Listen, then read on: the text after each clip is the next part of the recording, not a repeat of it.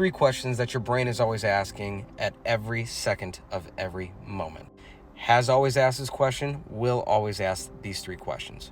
First question is what am I going to focus on? Second question is, what does this mean? Third question is, what am I going to do? It looks like this. Usually you wake up and your brain automatically is trying to find the thing to focus on, which is usually riddled with worry, fear, and doubt.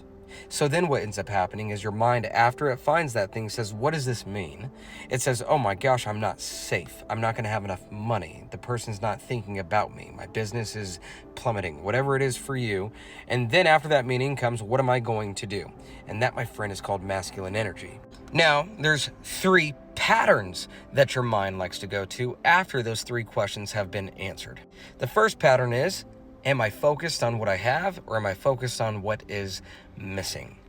I'm willing to bet you and all your friends really quickly go find a focus on what is missing. The second pattern that the brain automatically falls into is, am I focused on what I can control, or am I focused on what I can't? I'm willing to bet that majority of you watching this video don't just focus on what's missing, but you focus on what you cannot control.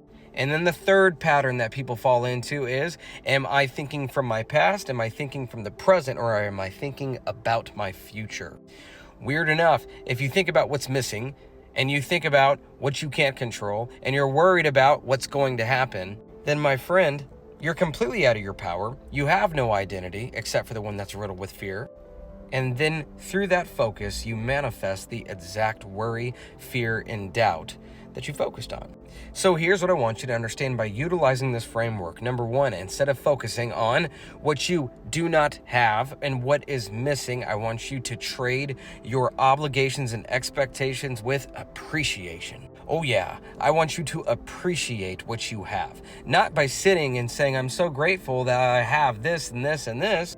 The fact that you actually have a consciousness to be able to become aware of your mental patterns and habits, and then be able to have the consciousness to select, choose, and decide to do the opposite thing. See, aren't you getting this? Listen to me. Instead of focusing on what is missing, instead of focusing on what you do not have, and instead of focusing about your future or your past, how about you anchor yourself in this present moment? You marry yourself to this present moment. You become so infatuated and attached with what you are appreciating about yourself. And then you hone in and you focus on what you can control, and you master the controllables. You control the controllables. See, now this is amazing because of what I'm doing right now, and this is what I do, is I'm bridging the gap between spiritual principles, success,